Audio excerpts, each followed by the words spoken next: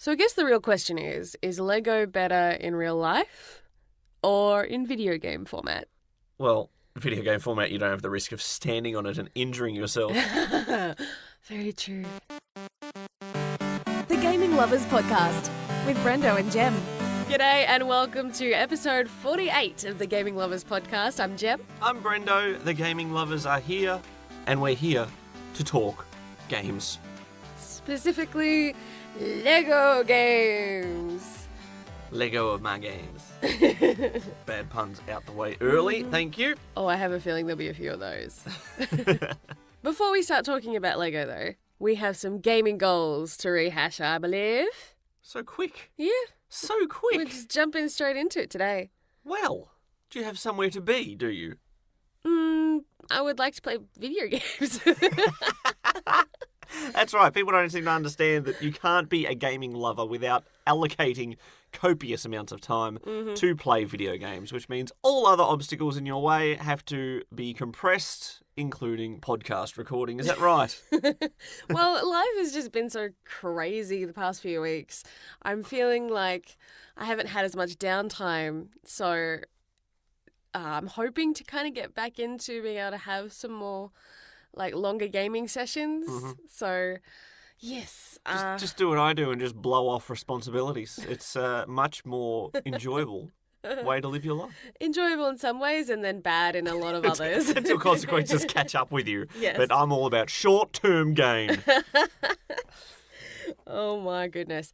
This week in Gaming Goals, I think you've had probably the most eclectic week as far as video gaming is concerned. Yeah, if you were tuning in last week at the tail end of our episode when we were thinking, what are we going to play in the coming 7 days? I was very indecisive. I didn't know what to play. I didn't know how to plan my days. All I know is that in less than a week, Sekiro Shadows Die Twice will be coming out. I intend on buying it on launch day because I've managed to finagle a 4-day weekend, which starts right then. I'm excited for that. So I wanted to sort of plan around that, but then part of me was also just like, I don't know. I just want to play what I want to play. And so I went with the second option. Whatever my heart led me to game-wise, I went, yes, I will play a bit of this. Yes, I will do a bit of that. And it was wonderful. A little bit of this, a little bit of that. Sorry. It was pretty great. And not just your singing, but my gaming experience was as well. We will start off with Hitman, since we did allocate last episode to the bald-headed marvel that was Agent 47. I explained on the roadmap that there was a elusive target coming out, the politician, who had a body double. You had to figure out which one was which. And did you have to egg them? Sorry. That's a very topical joke at the moment, with a lot of heartache in the world after another terrorist attack and shooting in New Zealand. And in Australia, one of our politicians made a very insensitive comment and then got egged at a press conference by a teenage boy. And he's kind of been hailed as a bit of a national hero, at least by the younger generations, I'd say.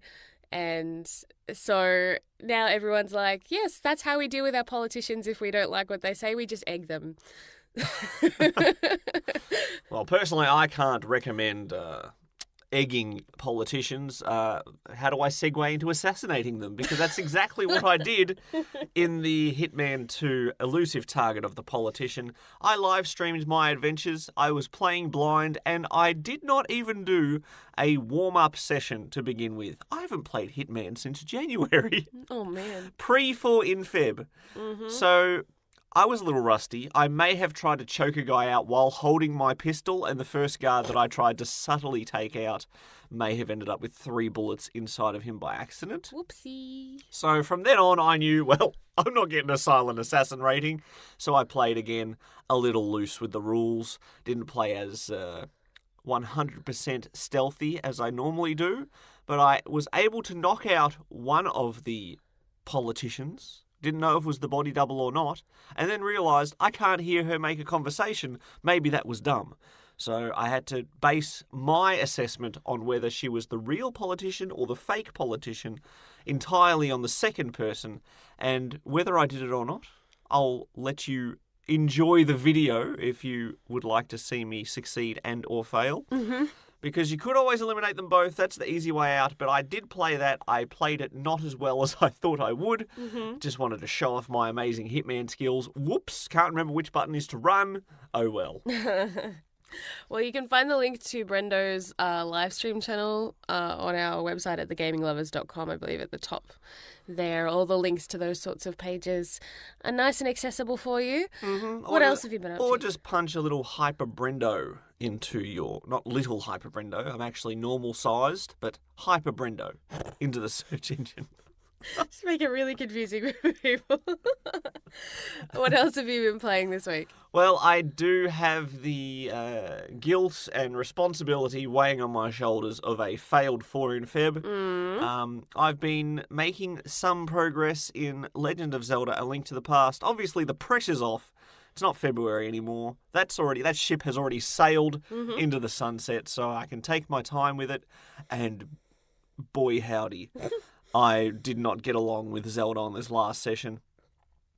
I finished approximately half, maybe not even half, a bit of the Dark World, which is like a parallel universe that you get plopped into about halfway through the game, maybe a little less. But I did what I could access on the south to southeast section of the map, and then you unlock a hook shot, which allows you to grappling hook across holes. So I thought, okay, I'll use this to get across. The problem is, the thing you have to target and hit is off the screen. And I wasted like an hour and a half wandering around this stupid map trying to find the stupid thing for me to get across this stupid river because the bridge is broken, and managed to find a shovel and a quake stone, so my time wasn't completely wasted. But I'm trying to play without guides. Why is it I can play the 3D modern Zeldas without guides, but I cannot play the 2D Zeldas without guides? It's not fair.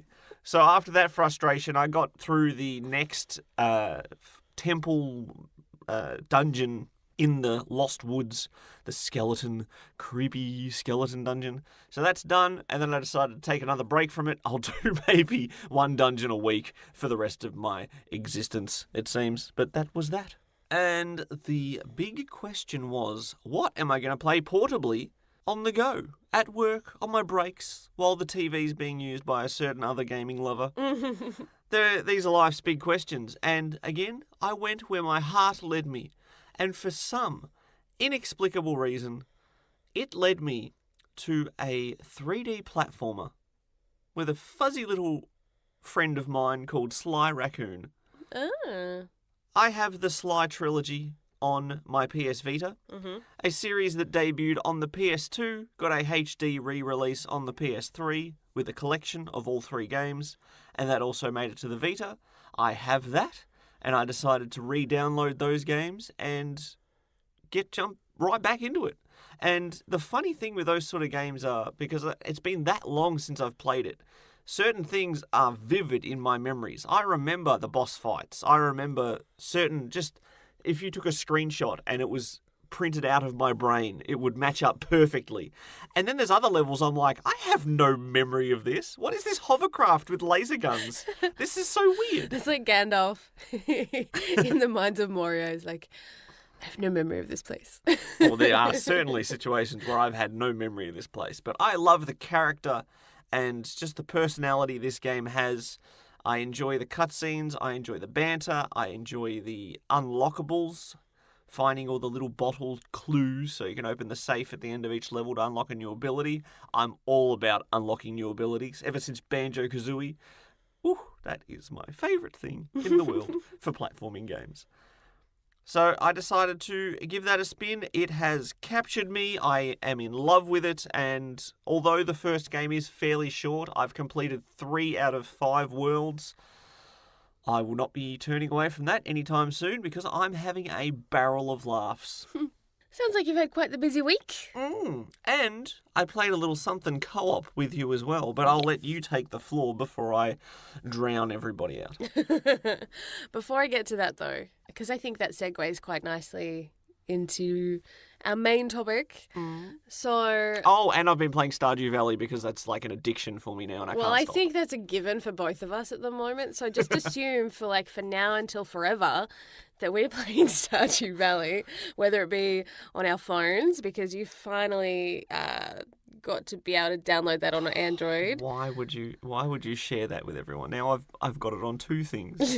I actually had to confess to my good buddy the Falcon that I have been playing a farming game because we have made ridiculous laughter and pointed fingers at Farming Simulator 2018 and all these farming games. Who would waste time playing these?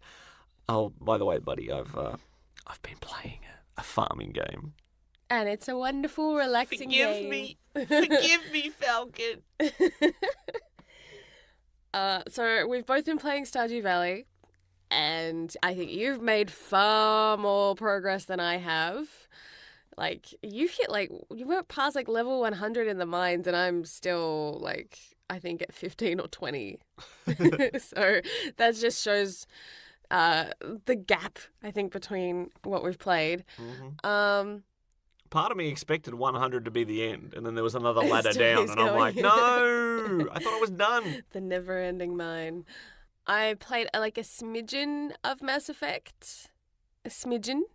Is that a metric smidgen or an imperial smidgen? They are different sizes. In Mass Effect 2, when you go and you do a lot of those little mini side quests, it's kind of like one bit of that, and then because I mentioned previously that I was stuck in my least favorite DLC of being Overlord, and especially with having to get from section to section in, I think it's called the Hammerhead, the hovercraft, and I hate it.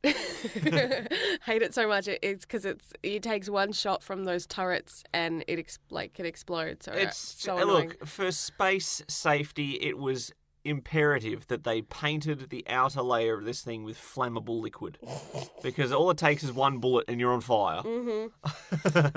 Yeah, it's annoying, and it's one of those things I kind of try to rush through, and I think I just didn't have the patience for it. I'm I really should try to make some more progress, and then I can get back to the main game that I love so much, and then it's done. But I got back into it, and I was just not in the right mindset to push past this bit that I didn't like, so it's still a bit stagnant. But the main thing that I got to play this week, and I think that just shows how little gaming I've done this week, is that we did a co-op session, and I think that's the most gaming I've done in one sit-down time.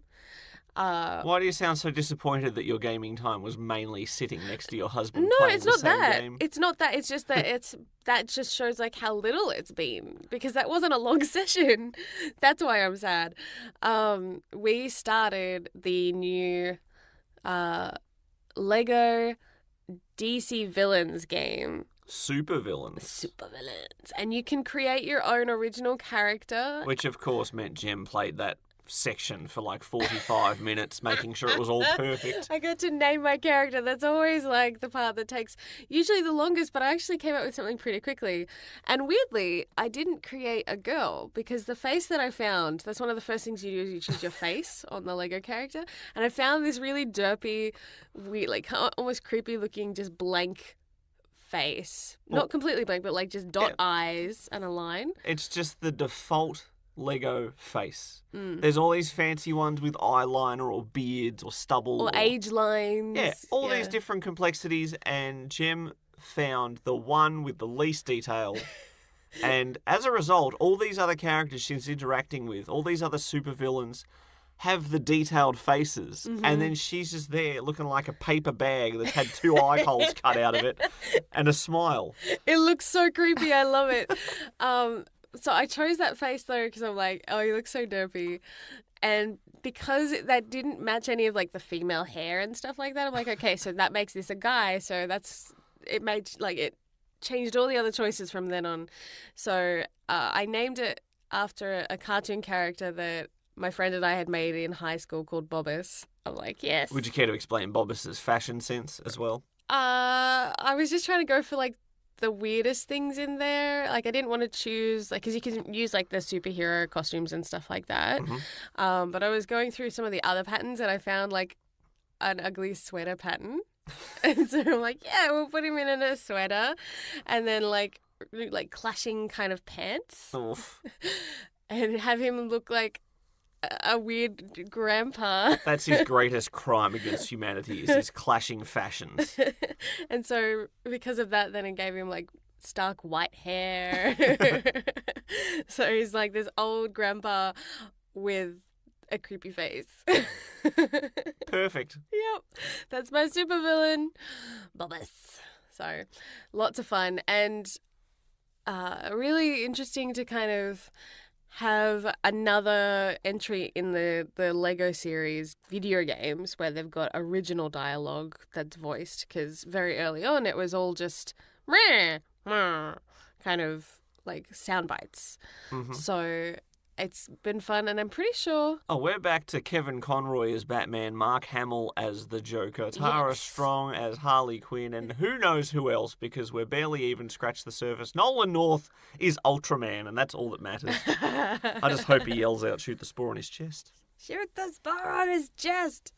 There is a DC ride at Movie World where you're shooting, is it Starro?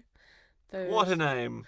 And he's got like, they look like starfish, and they kind of like, they're like the brain slugs from Futurama. They take over people. And in one part of the ride, Superman yells at you, shoot the spore on his chest. And it sounds so much like Nolan North. And there's no way to find out though. Like, they don't have somewhere on the internet that has like theme park ride credits for voiceover.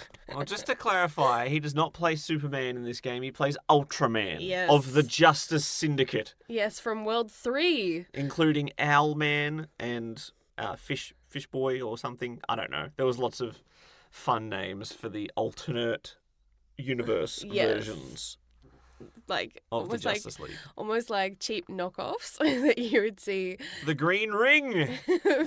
from like bootleg The action over figures you'd get over in in the Chinese. Thailand or something. So funny. Yeah, so it's been a lot of fun what we've done so far, and collecting. There's just such a delight in like smashing things and destroying everything as you go, and it feels justified now playing as a villain, destroying everything around you and collecting all the little tokens, I guess. Studs. Studs, thank you. Collecting the studs. You don't feel like a bad person for just breaking everything around you because you're a villain and that's what villains do. Wait, so you don't feel like you're a bad person for destroying property because you're a villain. It's expected of you. Exactly, because if you were playing as a hero and doing that, then that's kind of, contradictory behavior. So I enjoyed that, and I want to play more. But for some reason, these games, like, I get sore eyes after a while, so I can only play them in smaller chunks than other games. I wonder if it's the split screen that does it. Maybe it messes with my head a little. But it has been a lot of fun, and having played that, we then were like, let's have a look back on all the amazing Lego games, because there's some pretty solid entries in this series. And we'll also look at the not-so-amazing entries. Yes, because with every series, especially when it's been around this long, there are always a few duds. Well, Lego to a break right now, and we'll be back after this. Share the love. Follow us on Twitter at Brendo and Jem. That's BRENDOJEM. Now, before we get too far into this gaming talk about the wonderful world of Lego, and yes, it is Lego singular, not Lego plural. If you're going to plural, it's still Lego, okay? Let's just get that clear right now, because nothing drives me more bonkers than people saying, oh, he likes to play with Legos. I did like to play with Lego. As a child, I used to very much enjoy playing with Lego. We still do. Yes. It's partly why I enjoyed Lego Dimensions so much, because you actually got to build things with your hands and not just by holding a button. Did you have any Lego growing up as a child? Did your Oh, yes. friends have Lego? Did you have Yes. any particular set that you enjoyed the most? I don't know if we ever really got sets. We had a lot of the basic ones, and all that we played with, or that I remember playing with, were just what my sisters had. And so the square green board that we had had like a bend in it. Like by the time I was growing up, so the one corner of the property was always like on a slant. It was the hill. But yeah, like we didn't have the amazing sets that are out these days. Like the diversity that you can get is just phenomenal and so complex. Whereas everything just had to be you build what you can think of. So, well, I had one of the big, giant like starter sets in a big red brick, basically it's like a bucket, but it was designed to look like a 1x1 or a 4x4 or whatever Lego brick. I had that starter set, and again, like you said, didn't really have that many other sets. I had a couple of little here's and there's. Christmas rolled around, I might get a little pirate raft, something minuscule. Why, parents? Why don't you ever give me the Lego sets that are awesome and cool, like the giant pirate ship and things? And then you become an adult and you pay attention to the price tags on these things and you go, I see exactly why we never got those, because they are ridiculously not cost effective. Yes, they're not the cheapest, but I feel like they're slightly more affordable than they used to be. They've got a bigger price range as far as that goes. And now we've got another alternative as far as entertainment goes in having them in video games, and far less dangerous to our feet. And cheaper to construct all these wonderful things. I do have a work friend who has an entire garage, which is their Lego. Him and his wife buy basically every Lego set that ever is released. They were always excited when, the Millennium Falcon, the biggest Lego thing that's ever been made with the most amount of pieces. And they were very, very excited about that. But obviously that's, to see that in real life and to see that on your TV screen, two different things. But the Lego games are a good time, I have found over my experience. We've had a lot of fun, and we've been on board for quite a few years, I think. Not from the very, very beginning, I'd say, but close to. Our first experience with this series was with the Star Wars Lego games. And still to this day, probably still up there as one of my favourites that we have played, and one of the only ones I think we've finished from start to finish. 100% with all achievements and everything else unlocked. Yes, we played that a lot. And interestingly, that first series, the Star Wars series, it didn't do the split screen. No. So I wonder if that is a facet as to why I could play for longer sessions back then too. Did used to complicate some of the platforming sectors, because I'd be ahead of you, for example, and trying to time my jump, which would pull the screen across as you're not quite ready to jump, and it would basically just drag you into a pit. I think I died many times because of that. But that's okay. It's one of those games that you just kind of lose some studs and stuff like that. You can respawn as many times as needed.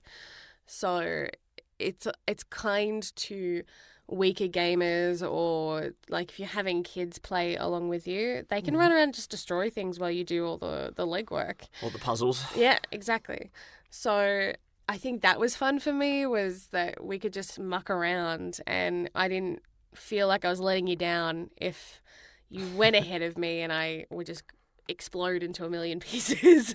Yeah, now there are some great, before we get into the actual entries in this game series, there are other Lego games, obviously. There's been Lego games since the 90s and so on and so forth. And some of them are really good in the recent days. Like there's a Grand Theft Auto style open world in a city, or a policeman called Chase McCain, or some awesomely fantastic name like that. Lego City Undercover. It's basically a GTA style game without the violence. The most excessive violence you'll have is maybe people torturing each other by standing on Lego bricks bare feet. That game gets praise across the board. I'm yet to play that. There's too many games to play as it is, and I can't play every game that comes out. as much as I would like to. Mm-hmm. And another one that also gets some praise is a Minecraft-esque game called Lego Worlds. Imagine a Minecraft game where you can build whatever you want out of Lego, digitally. Fun. That's exactly what you need. Yep. You let your imagination run wild. Like you said, in real life and in the video game sense, it doesn't matter. Exactly. I would have been all over that as a kid. These days, not necessarily my cup of tea. I'd probably enjoy it for a little while, but it wouldn't be a long-term thing, I don't think. Now, I discovered the Lego games with their very first entry was the Star Wars Lego in this licensed adventure sense of those games. I actually got to play that because a friend of mine who I went to high school with, who I had not seen in years, her boyfriend, fiance, whatever they were at the time, also had Xbox 360 games. I had Xbox 360 games. And although we barely knew each other, it was basically do you want to do like a 4-for-4 swap of games for a couple months? And I said, yeah, sure. Here, take these 4. I'll take these. I'll take Test Drive Unlimited, Gun. Gun was an underrated game. Props to Gun. And I guess I like Star Wars, so I'll take this Lego Star Wars game. Probably won't enjoy it. And then when I was house sitting at work friend's house, I had plenty of time just to sit around with his cats playing games, and I played the heck out of Star Wars Lego, and I fell in love with it, which meant when we started our relationship, I knew exactly what to go to because I know someone else enjoyed Star Wars as well. I love Star Wars. That for us was a good bonding experience, I think. We ended up getting the Lego Star Wars The Complete Saga, which was the original trilogy and the prequel trilogy. 6 movies worth of amazing fun to share. And it was a formative step, I think, in us becoming gaming lovers. Absolutely. I loved in the menu when you were like choosing what you were going to do, what chapter you were going to be playing. Basically being in the cantina and having the do do do do do do do do do do. It was just fun, and because you could destroy that as well. You could be running around on the main menu and just breaking things and still collecting more studs and stuff, and getting true Jedi. And we loved just a lot of the little Easter eggs and the meta jokes. It was a perfect introduction to that series for us. And everything else since, we've kind of held it up to that bar. And, you know, some stuff has met the mark and other stuff has sadly kind of fallen short a little bit. They've changed a few things, key things in the series over the years. Yeah. The humour in the Lego games, always. Like, there's always something that makes me, I'll be halfway through taking a drink and almost die. Just because I'm like, I'm not going to laugh at this childish nonsense. Yes, you are. He pulled out a banana instead of a gun by accident. That's kind of funny. Stupid stuff. They subvert your expectations when you know how a movie scene is going to go. And then the Lego version, there'll be something unexpected or something stupid that happens that just completely makes you chuckle. Yeah. And I love it. I love the stupidity. It makes sometimes the more serious parts of those scenes from different movies more lighthearted, trying to not only make the adults chuckle, I think, that are playing, but if a kid's playing that maybe hasn't seen it, just giggle at the silliness that they're watching. Yeah. So, and it works across the board. It works. I think it also depends on your sense of humour. We like the cheesiness of that sort of stuff and messing around with the status quo a little bit. And obviously your mileage will vary if it's a source material that you enjoy. You're obviously going to get more out of it than if you're just experiencing Harry Potter for the first time in Lego form. You won't understand a lot of the references or the Easter eggs or things like that, or even the minor characters that you can unlock. That's another thing that I love about the Lego games, that there is so many characters you can play as. Yeah. If you have Star Wars, sure, you can play as Luke Skywalker. You can play as Obi-Wan Kenobi. You can play as Chewbacca. But you can also play as Boba Fett. You can play as R2-D2. You can play as sort of the secondary level, but then you can also play as like Salacious Crumb or Bib Fortuna and all these people who nobody knows except for nerds like me. I even love that they have like just generic like clones and characters that don't even have names. They'll be like Rebel Fighter 1 and just have them in there as like random different characters that you can play as. And there's also like different skills that different characters have, so it forces you to replay levels in order to unlock everything and get all those achievables and like the golden bricks and different things that they hide in these levels. Yep. And so you get a lot of replay value out of it. And if you are completionists like us, it means it takes a long time to get through the whole game properly, like really get everything. Yeah, to be fair, when we were playing Lego Star Wars The Complete Saga, I was still deep into my love of I must get every achievement in every game that I can possibly get. I will hire NHL games from the video store because I can get all the achievements in 2 hours. Okay, what's next? I'll play Open Season. Remember Open Season? The animation Yes, movie. no, I know. Oh, I played the game of that. I've never seen the movie, but I knew I could get all the achievements in a day. And so I hired it and played it, and it was quite enjoyable. There you go. Nice little side review there. Thank you for that. Back to It's Lego. about 12 years too late. I apologise. But we did spend a lot of time. You played through the game the first time, and you beat the story. And then you go through again to do each level in free play and unlock characters, and you need all the different characters to open up different areas or to do certain destruction things that you can't normally do without a specific character. And just that replayability is also a factor, particularly if you're on a budget and you do have young family members who want to play games. There's a lot to do in these games, and that's what makes them a winner. I actually think our good friends like Steve and Mel would really enjoy some of these game series. Like, not necessarily Star Wars, because they're not as big on Star Wars like we are, but if they found one that they love, like, because Steve loves Avengers, I think they'd have fun with that, because it's silly, it's fun, but it's also something that, you know, Steve could do the, no offense, Mel, the heavy lifting while Mel runs around and breaks things. So, well, that's what's beautiful about these games. Well, beautiful may depend on your perspective, but there isn't that much heavy lifting to be done. Yeah.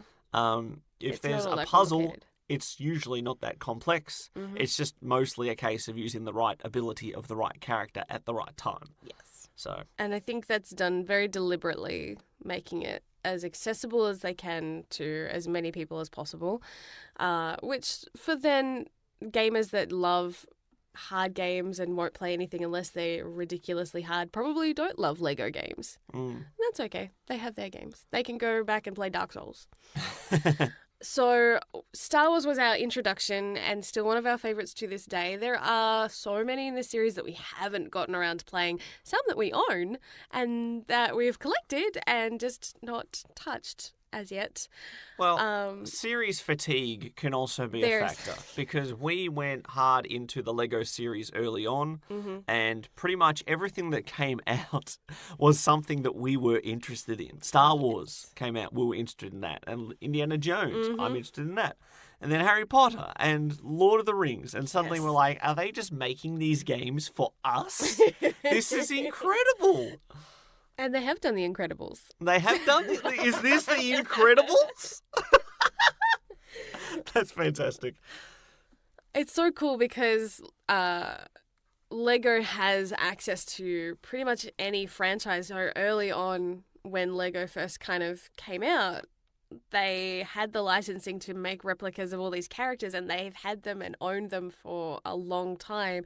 So I think that surprised people, like when the Lego movie first hit cinemas, was seeing all these characters from rival companies in a movie together going, wait, they wouldn't have agreed to that. But it's like, well, technically they did years ago and they can't argue the point. So it's fun seeing, both DC and Marvel under one banner, basically. Yeah, They normally- could do a fighting game, Normally you have to be aligned with one or the other. And that's it. they could do a crossover and the companies couldn't do a thing about it legally. So I think that's awesome. And I would love to see a Lego fighting game. I think that would be really fun.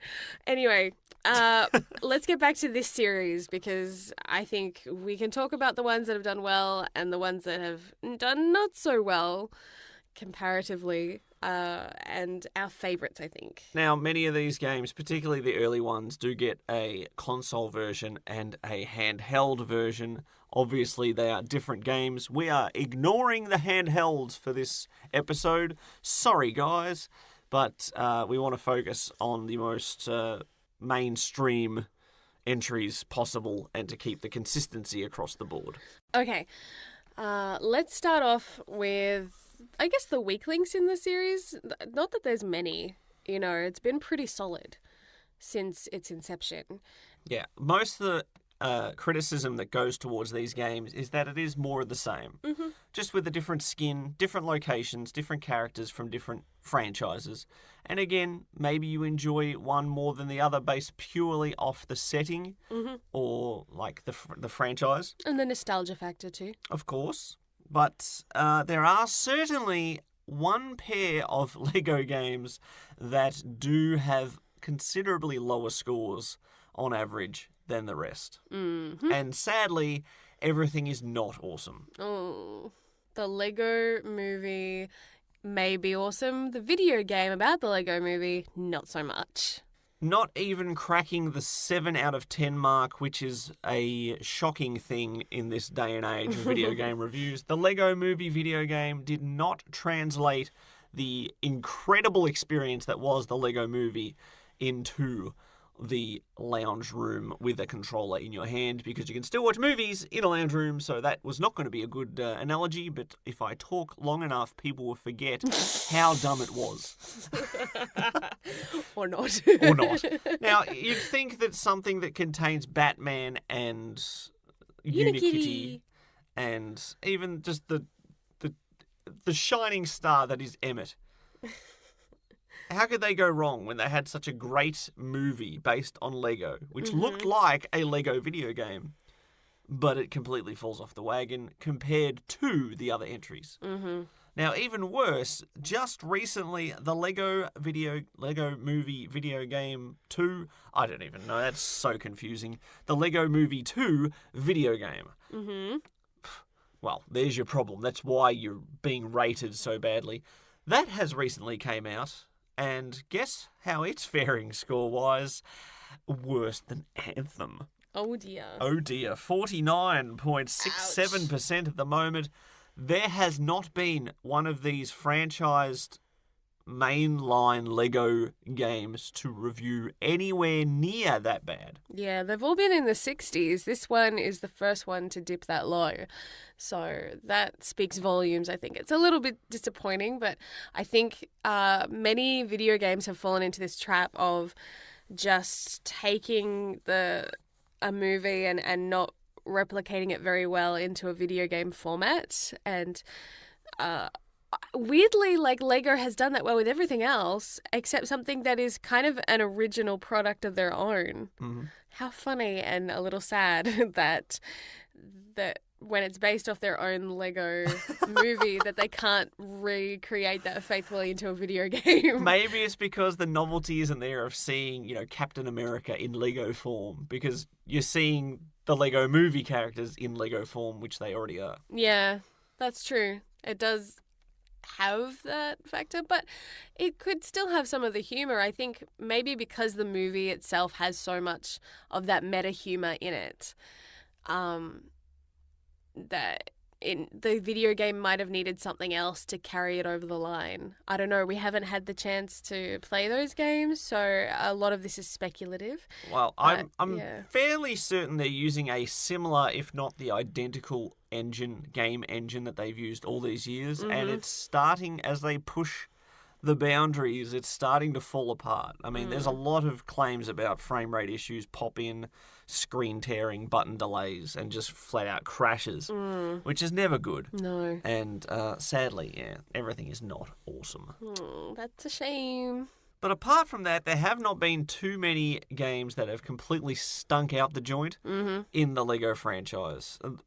Like we said, most of the problem is it's more of the same, and obviously when you're 25 entries deep into this, that's going to become worse and worse as time goes on. Jem and I enjoyed them repeatedly in the early days. We went from one to another to another to another. We didn't completely 100% them all, but we still could hold our attention and enjoy the experience, and then we got a little worn out and had to take a break. Yeah. Now, obviously, if you're a video game reviewer by trade, that's going to really start grinding on you. So there is a trend. More recent entries like The Incredibles not faring as well as the earlier entries. Yes. Now, that is understandable. And also, something like The Incredibles has less source material to draw from with only 2 movies. So you're still stretching it out more than you would with something that has 7 movies, for example. That was the frustrating thing for me. As much as I love Lord of the Rings and The Hobbit, to see them take The Hobbit when only the first part or part 2 had been out in cinemas, and that's what they were basing the video game off of. Especially off the back of the Lord of the Rings one, which did 3 movies in one game. Exactly, and then have a part of a movie be the whole video game, and they were still charging the same price. I'm like, that's dodgy. So I think that would, for me, be one of the reasons why that didn't do as well and wasn't received as well. That also being said, the Hobbit movies weren't as well received as the Lord of the Rings movies were. Yep. So that factors into it as well. Now, the only other one that sits on a sub-7 review score out of 10 is the Lego Ninjago movie, which, again, is another game based off a Lego movie. What is it about this that just does not translate well? I can't understand it. I haven't yet to play them, but it is a fascinating trend that I'm seeing here. And the funny thing is, the movies that they're based off are enjoyable and funny. And I'm wondering if they're just using the exact same jokes and things like that in the movies and the games. And that way, those who love the movies are just like, there's nothing new, maybe. Again, speculative because we haven't had the chance to play these. If you have, I would love to know what you think and if there is a correlation between the two. Let us know at thegaminglovers.com or on social media. But yeah, it's a bit of a shame that is their Achilles heel. So strange. So very strange. There is actually a collection coming out in the near future with all 3 Marvel Lego games. Lego Marvel Superheroes, Lego Marvel Superheroes 2, and Lego Marvel's Avengers, which is based off the franchise of the Avengers, not just the movie itself. So you do have levels from Iron Man and Captain America and the Winter Soldier and Thor and so on, the movies that have led up to the Avengers. Yes. And because Jem and I have not actually played one of those, we did receive one of those games free on the Xbox 360, which was the Marvel Superheroes, but an enhanced version on a higher level console with 3 games with a whole cast of characters that we love might be something you and I look into in the future. We have had family play through those series and love it. So I know it's something that is kind of been on our radar of things that we want to play, but just haven't gotten around to. So soon. Now, continuing the trend of ones that have reviewed rather averagely, but one that is quite often in people's top 5. I've done some digging. Are you ready to conquer your fears, dear? Oh, yeah. Because Lego Jurassic World features 4 Jurassic Park movies, all in Lego form, and no characters die. Interesting. No one dies? Not even people that die in the movies? No one dies. No one dies. So it's not faithful to the movies? And you can play as dinosaurs, so you can do the destruction yourself. Okay, I'd be alright with that. Yes! Isn't that weird when you flip it like that? Finally, the long con has paid off. That's the only reason I started this podcast, so we can get 48 episodes deep, talk about Lego games, talk about Lego Jurassic World, and finally, something that I have loved all these years, I will get to share with you. Can you explain why you are so against Jurassic Park? It scarred me as a child. I watched that as a kid and could not sleep well for a very long time after that. I would not like to go to the bathroom even on my own. I would have to have lights on everywhere. I was just, especially in kitchens too, nervous that there would be raptors trying to get me. So yeah, it's haunted me, and even now I'm like, when we go to say like Universal Studios and they've got like the Jurassic Park section, and especially now that they've added the interactive raptors that like move and like kind of people pose for photos and it like will scare them mid photo, which is hilarious, but also like something that would legit freak me out. I'm like, no. To be fair, I do poke a bit of fun at you for your irrational dinosaur fears from Jurassic Park, but the way that raptor moves scares me. So I'm not going anywhere near that thing. Mm-hmm. Another franchise that we do know and love, as we explained earlier, Harry Potter. You can get all the Harry Potter years. Mm-hmm. The games were split into years 1 to 4 and 5 to 7. And you can get the collection on the current consoles, which has all of those combined. 2 games. We got... What did we get up to? Year 3, I think? Yeah, nearly finished the first one before we... I think that's when series fatigue kicked in. Yeah. It was so much fun, and especially running around Hogwarts in between years, as you're kind of like, because that's like the menu. That was really enjoyable. I found that I still love it, and I want to get back into it, but yeah, I think it was a lot of the same, and trying to get through every year. We kind of hit a point of, okay, we need a break. Yeah, it may not have been completely our fault, because people do say that especially the first Lego Harry Potter game, years 1 to 4, is among the most boring of the games. Not offensive in how bad it is, but it's much slower paced and less actiony than the others. So when we do have some series fatigue and that rolls around at the same time, it's no wonder that we may have slowed down a bit. Now, years 5 to 7, we may have purchased in preparation to play and never got around to it. So that is one of the many blemishes on our collective backlogs. Or maybe 4 in Feb next year, we can collectively knock that out of the park. It's It'll just March, be all darling. Lego. I know. We are planning ahead. Well, I'm going to be brutally honest and admit I don't think that we're necessarily going to be picking up that before then. We've got so much other stuff on our plate still. Oh. And you have Sekiro, and there's other games like The Last of Us 2. And let's be honest, it's going to take until next year before we're ready to play. I suppose that's true. Another pairing that we could put together would be the Lego Lord of the Rings and the Lego Hobbit. Mm-hmm. Now, we did stop playing through the Lego Lord of the Rings. The first Lego game, I believe, that had an open world hub. Mm-hmm. Instead of going mission to mission to mission to mission off a menu, you had a large open world in Lord of the Rings land. Look, Yes. It's Hobbiton and Mordor and Gondor and their door. Everywhere door. Rivendell, you mean? Is Yeah. that what you're trying to think No, I of? was just talking. I do not know Lord of the Rings anywhere near as well as you do. I was attempting the heavy lifting there. And as we explained before, sometimes you need the right person for the job.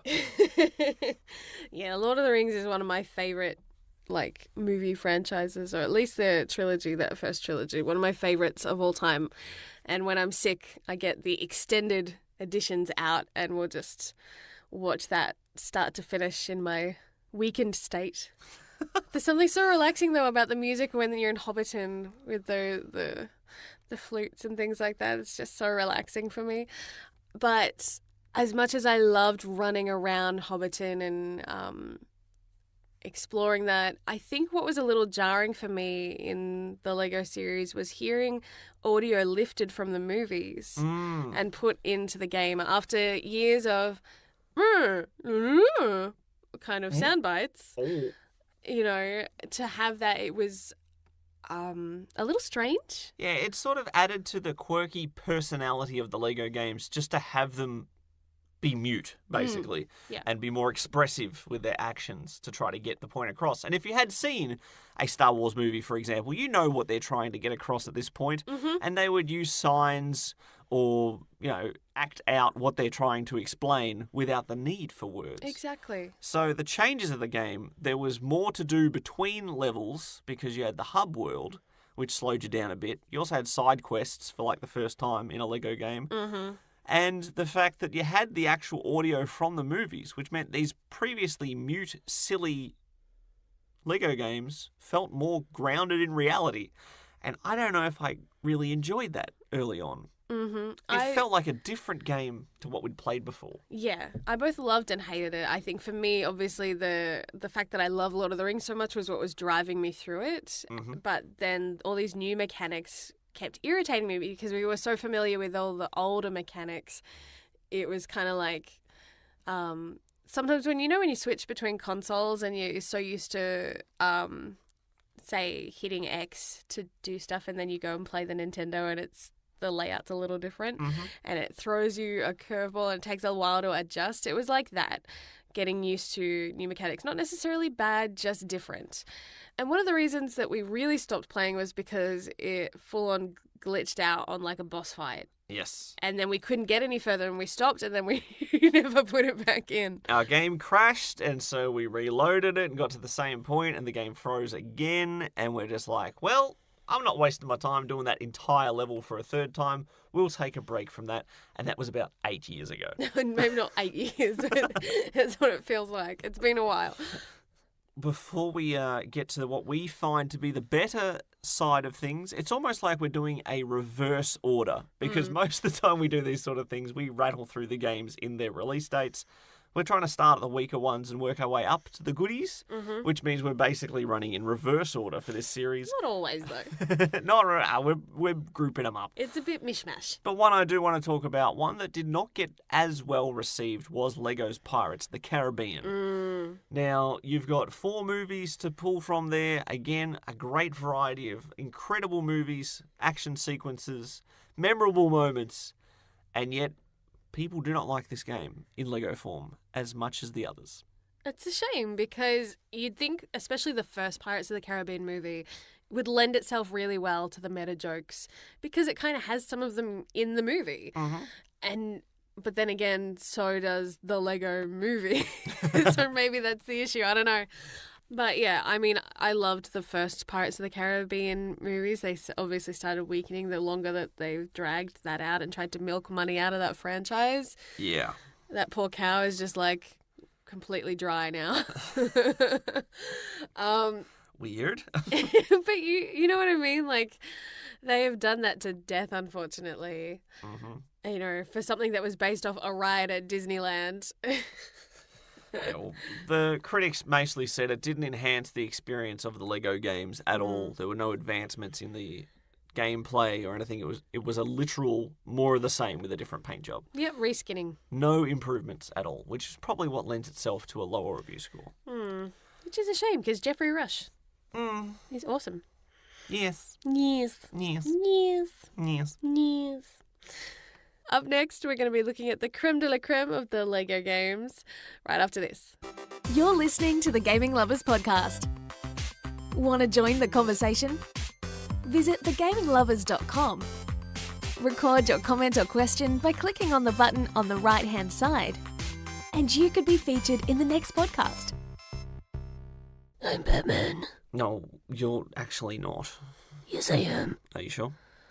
I'm pretty sure. Pretty sure. Yeah. Not 100% sure. Either that or just got a really sore throat. That's better. Oh, much better. What an improvement. That was going to make cuddles later. Bit weird. Lego Batman, it became a cult icon in the Lego movie because he was hilarious, but he also has a serious side because he has a job to do. Crime fighting isn't a laughing game unless you're Deadpool, in which case Batman, let's make that clear, we're talking about Batman, not Deadpool. He was in the Lego Marvel universe which, comically enough, did have some conflicting issues because of the crossover licenses that Fox had. So there was no Fantastic Four, there was no X-Men, there was no Deadpool for quite a while in those Marvel games. Little fun fact. And Spider-Man as well was an issue, but he got added in when they sort of reclaimed that. That's not here nor there. We're talking about Batman. You have a child so much. Sorry, just something that came to mind. Yeah. I like to throw out the factoids, as Jem would say. Mm-hmm. And when it came to Lego Batman, it was an early entry. The original Lego Batman was a very early entry in these games. Very well received too. Back in 2008, the first Lego Batman game came out. And again, a great cast of characters, all those iconic villains and side characters and heroes. Wonderful. And then I actually played the second Lego Batman game on the PS Vita as a PS Plus freebie a few years later. And that had a larger cast of DC characters. Now, we're all about the DC at the moment because we are enjoying Lego DC supervillains. So I figured it's been pretty well received. Lego Batman 3 was called Beyond Gotham, and it was set in space. And that had basically every DC character they could draw from the ground up. Everybody you could possibly imagine, and quite well received. Quite often, one of those, if not two of them, will be found in a top 10 list of Lego games. Batman seems to do pretty well in video game format. Would you say that the Lego games, like, where would they stand versus, like, the Arkham Knight series? Well, Arkham Asylum and Arkham City are two 10 out of 10 games, undeniable. The other two games in that series have their weaknesses, but those first two, I'd put them among the top games ever. So I don't think I can say the same for Lego Batman. It's not quite a cutting-edge spectacular, but still pretty darn enjoyable, particularly if your kids or yourself are interested in superheroes. Or more likely, supervillains. More likely, because children are crazy and psychopathic. And adults aren't. Of course not. We're sensible. Another interesting one, I think, on this list that was well received was the Force Awakens Lego Star Wars. One that I refused to get because it kind of reminded me of The Hobbit, of not waiting for the whole trilogy to be out before they capitalized on making money. So the reason we loved the first Star Wars was because it was not just the original trilogy or the prequel trilogy. It was like the whole thing, and it felt like good value for money. Whereas this is like based on one movie, and it felt like it would be really stretched out. But that said, has been very well received and gotten a lot of positive feedback. Yes, and the fact that we managed to, well, I won't give away a price point because it was a gift to your good self, but we got a special edition for chump change that allowed you to also get actual Lego pieces to build a little fighter just for yourself as well, which, again, is what I enjoy. Always fun. Speaking of which, Yes. probably one of our favourites on the whole list is Lego Dimensions. Unbelievably. One that you were so, like, adamantly against when it was, like, announced. You're like, no, this is just going to be, like, Skylanders. And I was so used to, here's Lego Harry Potter, here's Lego Hobbit, here's Lego this, here's Lego that. Then we see the announced trailer for the newest Lego game coming out, and it's got Batman and Gandalf and, what's her name? Wildfire. Wildstyle. Wildfire. I'm sure there's a superhero called Wildfire. I don't know. But then we see crossovers. We see Scooby-Doo, and we see Ethan Hunt from Mission Impossible. And Sonic. And that's why it's the best Lego game. It's Not the even best. close. People did say that it was the best Sonic game in a long time when that How came out. sad is that? But then you've got Ghostbusters, you've got E.T., you've got everything. The And I'm like, Simpsons. what is going on with this trailer? I actually really loved the Simpsons levels. Yeah. They were really fun. And then the reveal is that, yes, it is a Toys to Life, and Brendo gets deflated faster than one of those car salesman, flappy-armed, wiggly men with the power off. But then, when it was on sale earlier around its release, your wife jumped on the bandwagon and surprised you with it, and you fell in love with the game. And especially getting to assemble things as you go. Yes. And getting given new ways to create different vehicles in multiple different forms as you play. And you became addicted. I'll admit I may have purchased a few more character packs than I originally expected myself to. But overall, I quite liked LEGO Dimensions, primarily because it was a better Toys to Life entry than anything else that had come before. Disney Infinity Skylanders had your little toys that you bought, and you put them on a pedestal thing, and they went into the games through the magic of video games. But LEGO Dimensions, you actually played using the base thing, the base. Yes. It had different colours lit up on it. If an enemy attacked you with a purple ray, any characters that was standing on a purple tile would be frozen, and you'd have to actively pick them up and place them on a different tile on the base to remain active. Little things like that. You solved puzzles with it. You had different coloured portals that you put your character on, and you'd go through that colour portal. It used the actual base as a gameplay tool, and I enjoyed that. Absolutely. They made it worthwhile because it was not the cheapest entry point, but it felt justifiable at least because they used everything. It wasn't just for show. I personally, I loved the interactions between all these different crossing over franchises, and especially the way that they used GLaDOS, who is easily one of the best, antagonists in video game history. Now, you expect The Simpsons, you expect Lord of the Rings, you expect these big franchises, you expect all this stuff, and then you got Portal, has its own level in LEGO Dimensions, and if you get the character pack, or story pack, whatever, there were so many different styles of packs. Yes. You can have Shell, and an entire new campaign mission, and a new free play mission, all based on Portal. And if you enjoyed Portal and Portal 1 and you wanted more, this was your only real avenue to get more. Absolutely. And having all the original voice actors come back to reprise their roles in all these iconic things across the board, so gratifying. And even having some big name celebrities come back to voice their roles for this as well. Like anyone that was in the Lego movies coming back to voice their characters for these, little cameos really, was a nice touch and just made the game feel like a higher quality than some of the others. So having original dialogue, having an original story as well, and a fun campaign, as well as fun free play, and then new story packs that kept it going, it was a mammoth game, but so worth it. Yeah. So we loved that one.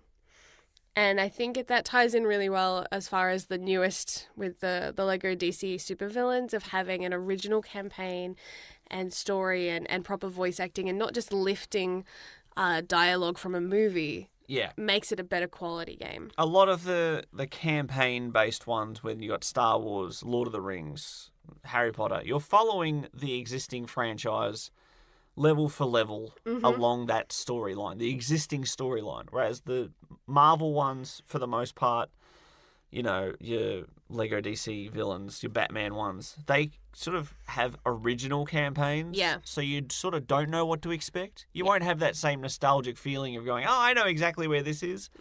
But you have new. And sometimes new is what you want. Exactly. And I think that's where video games can be at their best, is when they create original stories that you can fall in love with and interact with and create your own as well. And that's what Dimensions did really well, and that's what DC supervillains are doing really well, and that's why I'm actually looking forward to playing that again. So getting excited to getting back into this franchise that we fell in love with so many years ago. Superb. So, quick question to you. What franchises do you think would fit well within the Lego scope? You know what? As if we're looking at like TV shows, there's so many that were like cancelled prematurely that I think could find a second life in video game formats, and you could have the original cast come back as the voice actors. I don't know, something like Firefly maybe. Ooh. That could be awesome, and because that's got a lot of action-packed sequences that you could recreate, and then you could continue the story if you wanted to, and give the fans a little bit more of that iconic story. Interesting idea. Yeah. So now that I've said that, I want to start a campaign. How do we do Kickstarter again? What would you choose? How about a Lego WWE game where you can go through iconic moments such as... And if you like throw them out, can they like explode into pieces like when they get thrown out of the ring or something? That How would be about just a funny. madcap campaign? One of the weirdest video games that came out in the WWE franchise was one that had a campaign because the boss's daughter had been kidnapped, and it was basically like a Double Dragon style fighting game where you sky-scrolled and beat up Sky people. scrolled. Shush! where you side-scrolled through and beat people up Double Dragon style. Mm-hmm. Hit them with your finishing moves. Superb, and it had a whole campaign. Give me something quirky like that. You want a cast of hundreds of characters, that's where you're going to get it. Especially colourful superhero-esque characters that would definitely fit the bill, for sure. There's so many different things. It would be really funny to see like My Little Pony. You've already kind of got that format with Unikitty as far as like colourful and kiddish. And if you really want to strike that perfect blend between crossover genres and demographics, why not have something the whole family can enjoy? Lego Game of Thrones. No? Oh man, there's so many options. So many options, but it looks like they've started to dabble in more Disney stuff, so you never know, we might get some Disney princess Legos. Like, Did you just say Legos? You just said Legos. I'm sorry, forgive me. You're so mad. You're supposed to be on my side here. I am. I forgive you. Let us know what Lego games you love or what you think could make a really great addition to the never-ending franchise that is Lego video games. And let us know at thegaminglovers.com or on social media.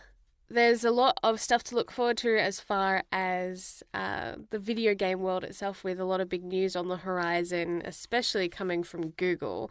More on that, I think, next week. Yes, the Game Developers Conference coming up, so we'll have a little recap on that. Mm-hmm. Maybe even a little mini review of my early impressions of Sekiro next week's episode, so keep your ears out for that. Yes. Not too far out, they might get sliced off by a katana. All right, any new gaming goals for you, Brendo? Well, I think depends on how well Zelda and I get along. Mm-hmm. It will depend on how long I play that. Yeah, I don't know. I'm in a holding pattern until Sekiro comes out. Okay. So I've only got a few days. I don't want to commit to anything too big. I might leave Yakuza on the back burner for now, and maybe I'll just spend my days farming in Stardew Valley. What are you planning on playing? Because you were probably not going to go anywhere near Sekiro. No. So what's your short-term and long-term gaming goals, my dear? What console is Sekiro on? PlayStation. Okay. So you're going to be having that, huh? Well, then when you get that, then maybe I will return back to Mass Effect and finish that off, and also relax on the farm in the interim. But yeah, I'm still in a very chill mindset at the moment. But maybe, we've still got the Lego DC Supervillains to finish off now that we've started it. I want to see the adventures of Bobbis and how The that concludes. blank-faced criminal that he is. We need to take a screenshot of what he looks like and post it to our Facebook page or something, because seriously, I'm just so happy with how creepy his face is. Especially compared to everyone else. He's standing there talking to like Lex Luthor, and he just looks like this derpy character that's just standing there like, it's so funny. Anyways, Yeah, I want to play that again. Can we do that? Let's go do it. All right. Until next time. Bye, Nara. Ciao, y'all. Thanks for listening to the Gaming Lovers podcast. For more episodes or to watch some live stream gaming, visit thegaminglovers.com.